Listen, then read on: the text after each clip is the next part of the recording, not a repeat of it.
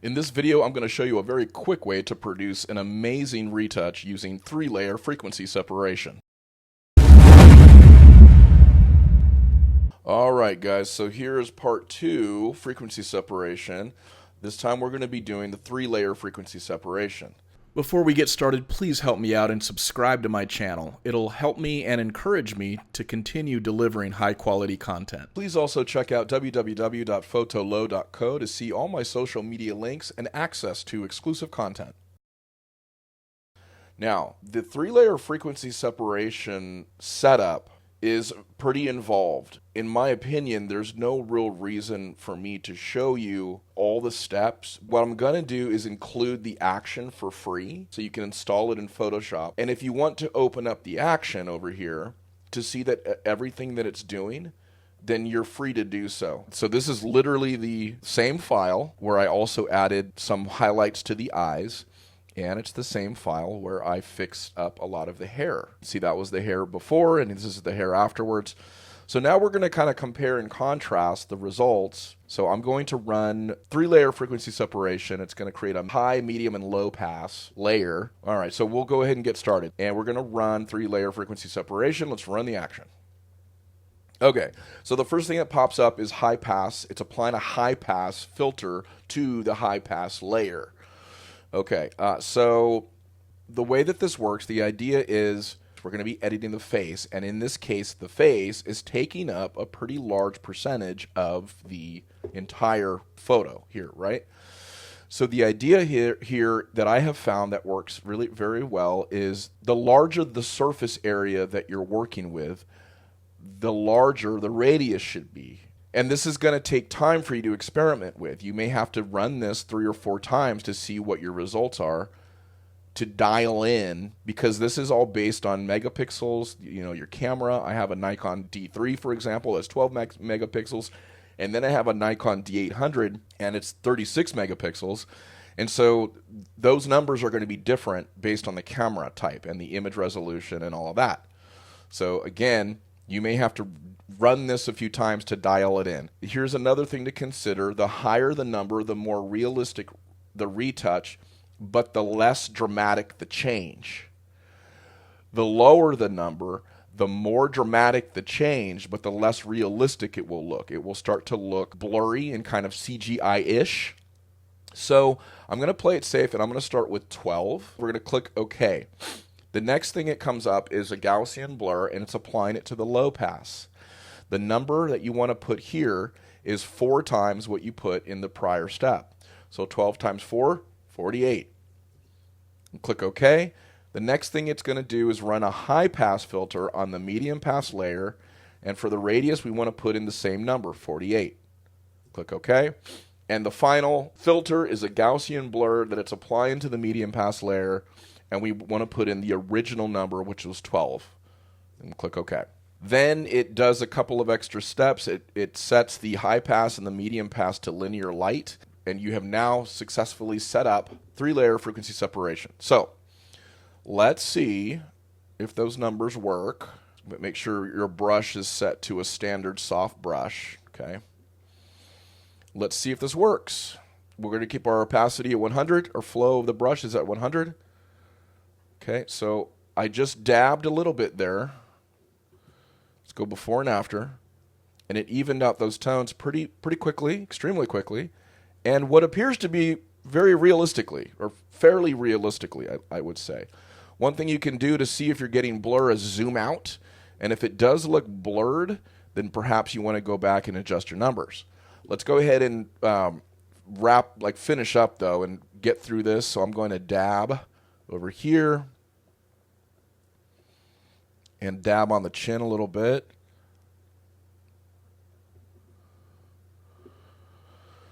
Okay, so I literally just corrected the tones of the face. I made them more consistent with just a few brush strokes.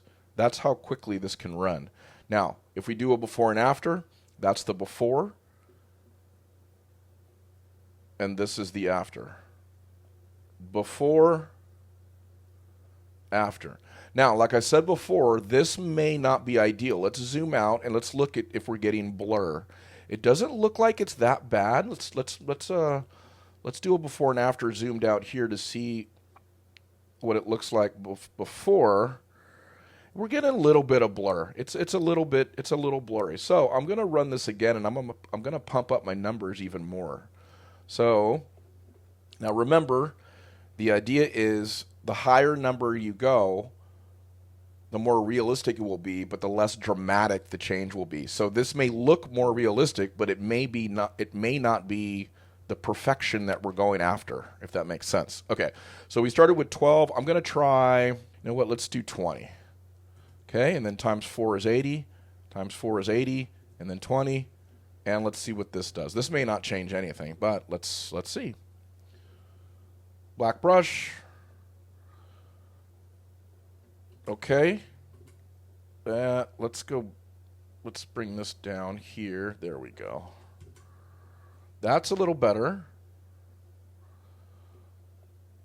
And this one isn't, this one isn't affecting these tones as much as locally, but globally it did the trick.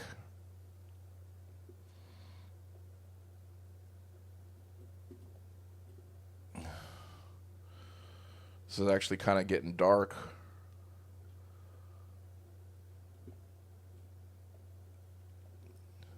Zooming out, and we have a little bit of blur, but it's better.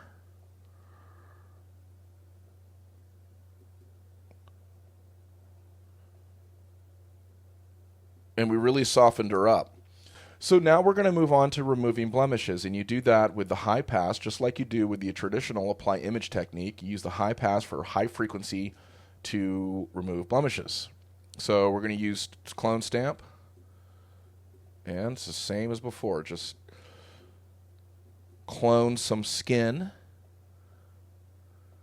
and remove.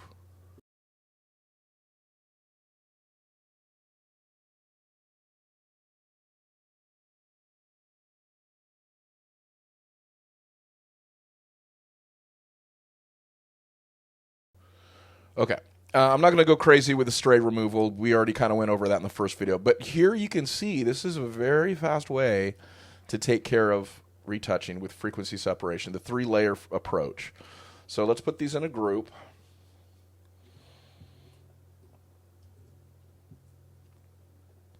And that was before. And that's after. Before and after. Okay, and then this is the apply image results that we had yesterday. Okay, that's beautiful. Let's take a look. Let's get these eyes out of here because that's really what this is. I'm going to add the eyes to the 3-layer group, or add the effect rather. So this actually looks, it's funny because this is the less accurate or a less accurate method, but it looks a little more realistic. This is extremely perfect, the traditional apply image, and I perhaps could have done it a little bit differently. Maybe I chose a radius that was too low or too high. Maybe I could have changed the radius a little bit, but and the results are great, don't get me wrong.